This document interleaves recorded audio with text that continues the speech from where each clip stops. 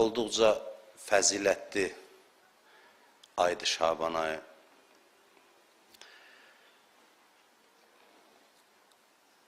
Hədislərdə buyurulur ki, İmam Səccad əleyhissalam bu ay daxil olanda bütün səhabələrini toplayırdı və onlarla danışırdı. Soruşurdu ki, bilirsiniz bu nə aydır? Peyğəmbər buyurub ki, bu mənim ayımdır. Kim bu ayda Peyğəmbərin sevgisini cəlb etmək üçün, Allaha yaxınlaşmaq üçün oruç tutarsa, İmam Səccad əleyhissalam buyurur ki, and olsun o Allaha ki, Əli ibn Hüseynin canı onun əlindədir. Atamdan eşitmişəm, atam Hüseyin ibn Əlidən eşitmişəm ki, hər kim Şaban ayında Peyğəmbərin razılığını, məhəbbətini qazanmaq üçün və Allaha yaxınlaşmaq üçün oruç tutsa, Allah onu sevəcək və qiyamət günü öz kəramətinə yaxın eləyəcək. Cənnət ona vacib olacaq. Allah cənnəti ona vacib edəcək. Peyğəmbərin öz dövründə bir münadi carçı car çəkərdi ki, ey insanlar, bilin ki, Şaban ayı mənim ayımdır. Və Allah rəhmət etsin o kəsə ki, bu ayda mənə kömək eləsin, yəni oruç tutmaqla mənə yardım olsun, köməkçi olsun. Çox mühüm bir aydır, bayramlar ayıdır. Şaban ayının 3-ü İmam Hüseyin əleyhissalamın mövlududur, sonra Həzrət Əbəlfəz ağanın, sonra İmam Səccad əleyhissalamın mövlud günləri dalbadal. Bu həftənin sonu bu mövludlar qeyd olunacaq. Hamınızı təbrik edirəm qarşıdan gələn bu mövlud münasibəti ilə, mövludlar münasibəti ilə. Allah bizi bu üç əziz şəxsiyyətdən ayrı salmasın inşallah. 2 imam mövlududur, bir də İmamzadədir də Həzrət Əbəlfəz ağa. Amma bilirsiniz də məqamı ifadə olunacaq həddən daha yüksəkdir. Həzrət Əbəlfəzin onun barəsində məsumlar elə sözlər deyib ki, heç kəs haqqında bu sözlər deyilməyib. Hamı İmam Hüseynə deyir ki, canım sənə qurban olsun. İmam Hüseyn Əbəlfəz ağaya deyir ki, bi nəfsi əntə, canım sənə qurban olsun.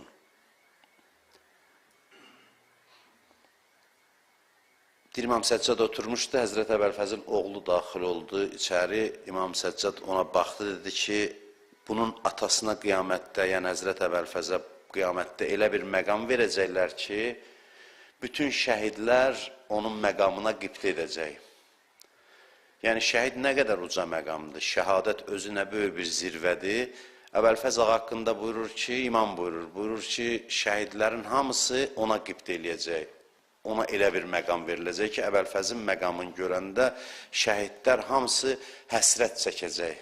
Bir insan ki, şəhidlər, biz şəhidlərə baxanda hamımız həsrət çəkəcəyik ki, kəş bizə bu məqam nəsib olardı. Şəhidlər də ona baxıb qibt eləyəcək ki, kəş o məqama çatardıq. Yəni, zirvədədir Həzrət Əbəlfəz ağa. Onun haqqında İmam Sadiq əleyhissalam buyurur ki, nafizəl bəsirə, o bəsirət sahibidir. İti bəsirət sahibidir. Bəsirət çox geniş anlayışdır.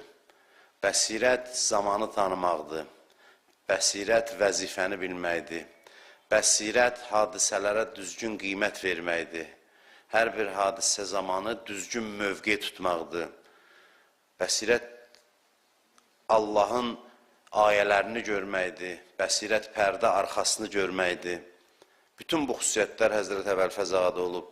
Bir dəfə də görmədik ki, İmam Hüseynə nəsə başqaları kimi nəsə bir nəsihət eləsin, uzun-uzadı nəsə soruşsun.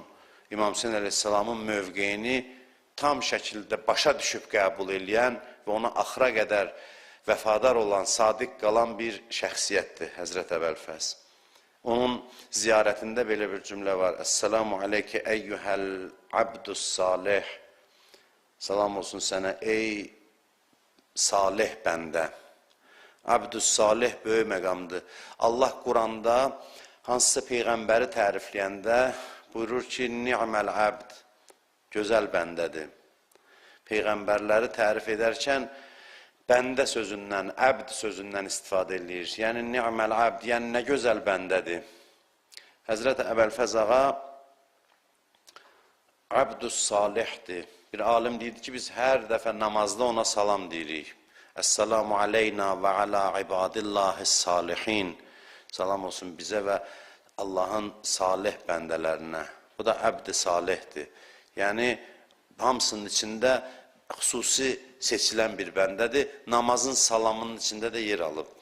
Yəni, onun adını birbaşa çəkməsən də hər namazda müsəlmanlar hər gün ona salam verir namazın daxilində, onun namazın içində. Çünki salih bəndələrdən öndə gedəni Həzrəti Əbəlfəz əleyhissalamdır. Və bu bəsirət, bu uca məqam təkcə vəsf olunmaq üçün deyil. Biz təkcə bunun üçün yaşamırıq ki, imamlardan danışaq, zövq alaq, çıxaq gedək. Əleyhissalam buyurur ki, ən pis insan, innə əbğəzən nas, ən pis insan, Allahın ən acıq gəldiyi adam, mən yəqtədi bi sünnəti imamin və la yəqtədi bi ə'malih. Deyir, imamın sünnətinə iqtida eləyir, yəni imamı tanıyıb güya, amma əməlinə iqtida eləmir. Deyir, ən Allahın acıq gələn bəndələr bu adamlardır ki, dilində imam deyir, əməlində ona iqtida eləmir. Onun kimi deyil, əməli onun əməlinə oxşamır, baxışı onun baxışına oxşamır. Bu çox təhlükəli bir haldır insan üçün. Bugün uzun-uzadı danışmaq istəmirəm. Mövlud ərəfəsidir. Keçən həftəki bəhsimizi də saxlamışıq. İnşallah gələn cümədən qismət olsa, Allah nəsib eləsə, inşallah davam eləyərik. Amma bugün elə bu mövludlarla bağlı bir neçə nöqtəyə toxunmaq istəyirəm. Ki, elə mövzumuzla da biraz əlaqəli idi, özünü tərbiyədən danışırdıq. Tərbiyədə iki məsələni xüsusi qabardırlar. Deyirlər, insan özünü və digərlərini tərbiyə eləyəndə iki amil lazımdır tərbiyə üçün. Bir şövq, təşviq. Təşviq eləmək işiniz də anınız, təşviq etmək birini bir işə. Rəğbətləndirmək, şövq. Bir də ki, xov. Xov yəni çəkinmək, qorxu. Hər bir insanın tərbiyələnməsi üçün şövq lazımdır, bir də xov lazımdır. Təşviq lazımdır, bir də çəkinmək, qorxu lazımdır. Bu, tərbiyəvi əhəmiyyətə malik xüsusiyyətlərdir.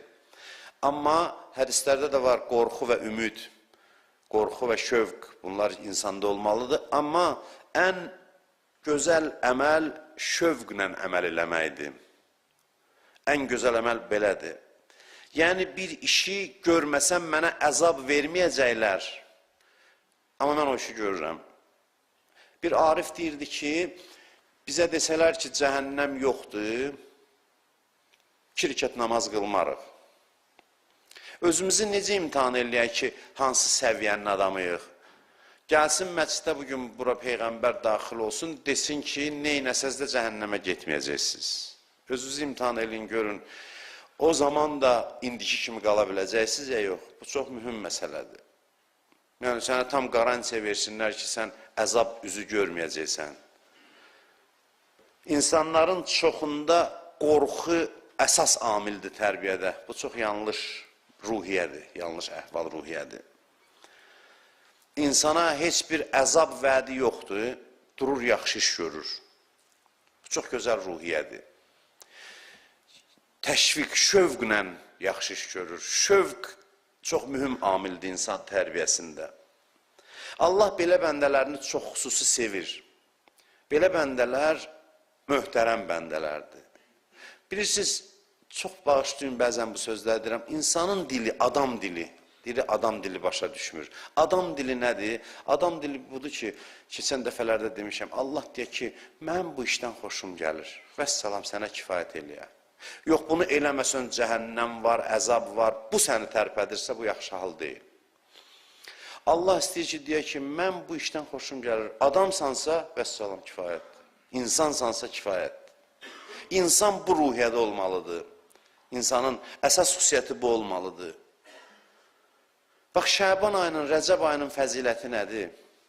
Niyə məsələn deyik qiyamət günü, indi Rəcəb ayını bitirdik. Ömrümüzün bir Rəcəb ayı getdi, indi nə yazıldı namə əməlimizə Allah bilir.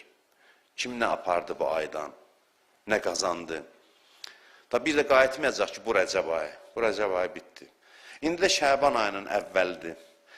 İndi ayın görünməyi ilə bağlı bugün də bir hesab eləyənlər var. Sabah da var. Hər halda Şəban ayına daxil oluruq. Ya daxil olmuşuq artıq. Şəban ayı qarşıdan gəlir. Yəni daxil olmuşuq və əməllər, bax bayaq müqəddimədə qeyd elədim. Allah çağırır.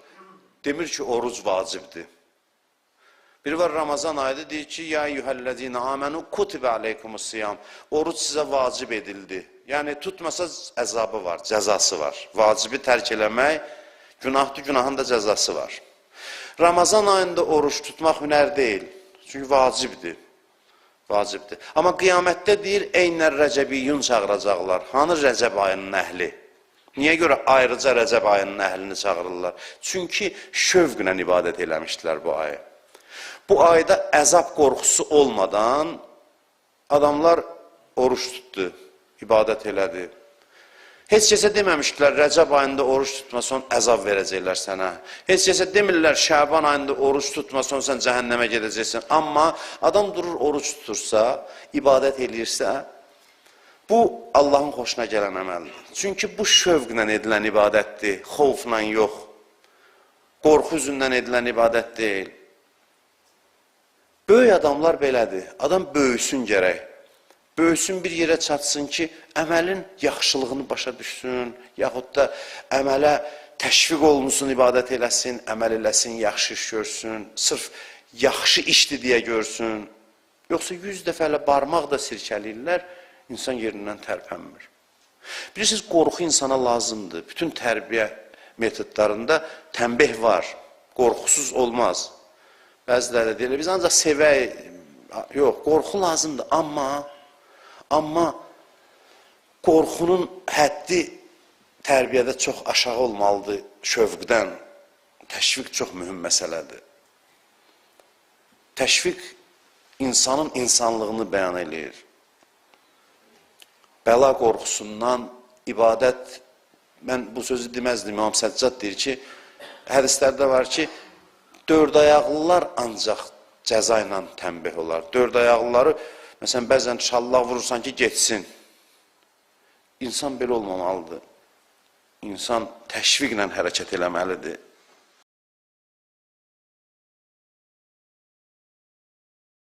Bu ay bayramlar ayıdır, mövludlar ayıdır, İmam Zamanın da mövludu qarşıdan gəlir. Hamınızı bu mübarək günlər münasibəti ilə təbrik edirəm. Allah bizim həm dünyamıza, həm axirətimizi şad qərar versin. Allah bizi şad yaşamağa müvəffəq eləsin. Allah bizi Əhl-i Beytin sayəsində həm dünyada, həm axirətdə xoşbəxt eləsin inşallah. Allah dünyada İmam Hüseyn əleyhissalamın ziyarətindən, qiyamətdə şəfaətindən bizi binəsib eləməsin inşallah. Çox danışmayacağım, vaxtınızı çox almayacağım. Bayırda da insanlar dayanıb, əziyyətə salmaq istəmirəm. Bizim problemimiz budur ki, mən həftədə bir dəfə sizinlə görüşürəm. Biraz ürəyim doludur, danışmalıyam. Ona görə də vaxtınızı çox alıram. Çünki bəzi sistemli məsələlər var ki, onlar təkcə xütbə ilə, moizə ilə çatdırıla bilməz. Bizdə ki, bunlar yoxdur, hər şey xütbəyə yüklənir deyə. Əslində, xütbəni xülasə eləmək olar. Sadəcə, başqa bir təbliğ imkanlarımız o qədər geniş deyil deyə xütbədə bu qədər vaxtınızı alıram. İmam Hüseyn əleyhissalamın doğum günüdür. İmam Hüseyn, mən deyərdim, Allaha gedən yolda ən mühüm fürsətimizdir bizim. İmam Hüseyn əleyhissalamın əzadarlığı da, onun mövludu da, şadlığı da güclü, ciddi təsir gücünə malikdir. Ümumiyyətlə deyirlər ki, gülmək yaxşıdır, yoxsa ağlamaq? Cavab budur ki, heç biri və yaxud hər ikisi. Baxır, nəyə gülürsən və nəyə ağlayırsan. Önəmli olan budur. Nəyə gülürsən, nəyə ağlayırsan. İnsan var, gülür, gülüşü onun, üzr istəyirəm dönə-dönə bu sözümdən, axmaqlığından qaynaqlanır. O gülüş bir qəpiyə dəyməz. Bir adamın rəqibinin məhv olmasına sevinməsi, gülüşü, bu axmaq gülüşün bir göstəricisidir. Rəqabət aparır biri ilə, o məğlub olur, bu sevinir. Bu iki ruhani də ola bilər, iki tacir də ola bilər, iki həkim də ola bilər. Hər ikisi, hər hansı dəstəyə aid olsa, ağılsız insandır. Bir adamın sevinci bundan qaynaqlanırsa. Qəmin səbəbi, qonşunun maşını mənim maşınımdan yaxşıdır. Oturub çəkir. Ay bala, niyə qəmlisən? Heç nə, qonşunun oğlunun toyunda, qonaq mənim oğlumun toyuna gələndən çox idi. Qəmlənib bu. Bilirsiniz necə viran eləyir? Bir dənə çəkəsən bu qəmdə, qəlbi viran eləyir, xarab eləyir bu. Qəmin, sevincin səbəbi nədir? O önəmlidir. Bir də var, qəm bəşəriyyətin qəmidir. Əleyhisselam deyir ki, məmləkətimdə bir ac varsa, tox yata bilmərəm. Hər tək az insanın qəmini sinəsində gəzdirir. Həm gözəl qəmdir, həm də üstün qəmdir. Xəbər verir ki, bu adamdır da, insandır. İnsanın qəmi, sevinci, üzr istəyirəm, qoyun ot ələf tapanda sevindiyi qədər olsa, bu insanlığa harada bilinsin. Qəmi də belə, sevinci də belə ki, bu Hüseyn dünyaya gəlib. Hüseyn və bizə bəxş oldu. Buna görə sevinməyinə dəyər. Bəli, əsl bayram bugündür. Bugün bəşəriyyətə Hüseyn bəxş olunub. Hüseyn kimi bir nemət bəxş olunub.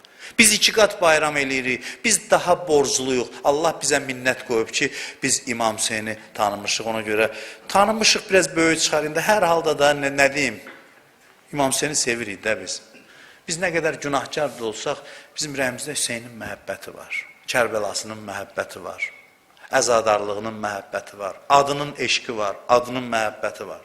O, bu böyük bir neymətdir.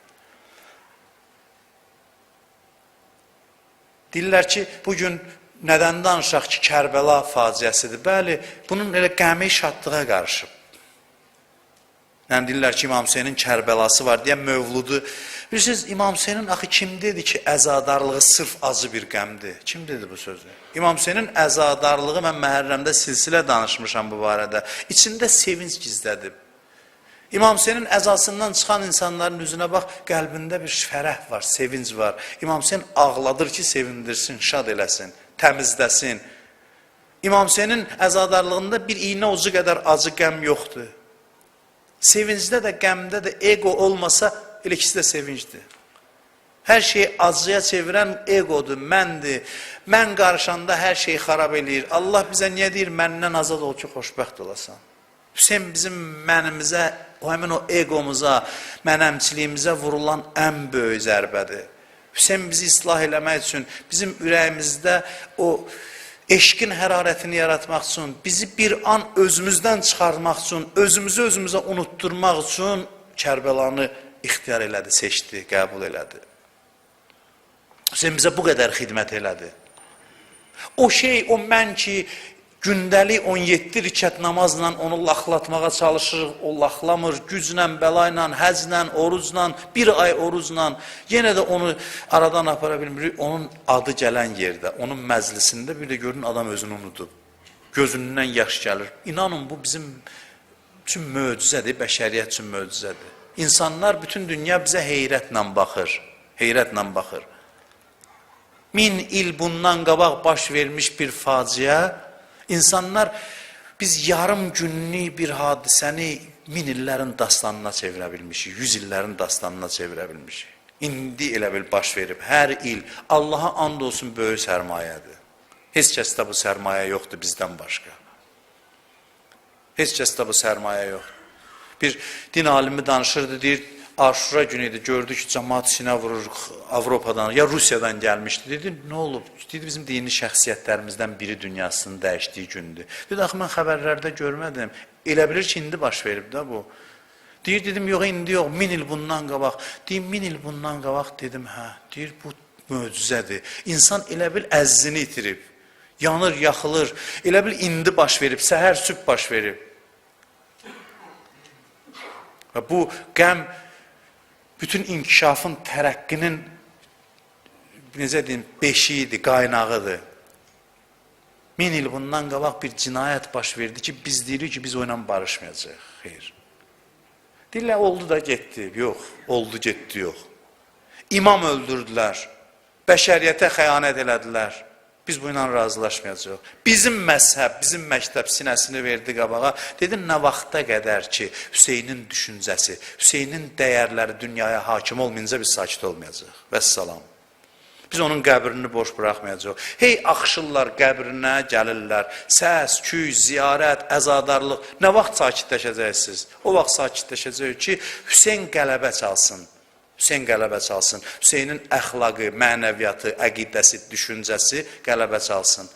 O ki, onun övladı zuhur eləyəcək, ya ləsəratəl Hüseyn, şuarı dünyanı bürüyəcək. Ey Hüseynin qisasını alanlar, İmam Hüseynin qisası kimdən alınacaq? Şimr də ölüb, Yezid də ölüb, İbn Ziyad da çoxdan cəhənnəmə vasil olublar. İndi qisas kimdən alınacaq? Çünki bu şəxsi dava deyildi, Hüseyn Yezid davası deyildi. Bu Hüseynli ilə Yezidliyin davasıydı. Hüseynli Yezidliyə qələbə çalmayanacan biz sakitləşməyəcəyik. O gün bəşəriyyətə böyük bir xəyanət elədilər İmam Hüseyni Kərbəlada şəhadətə çatdırmaqla.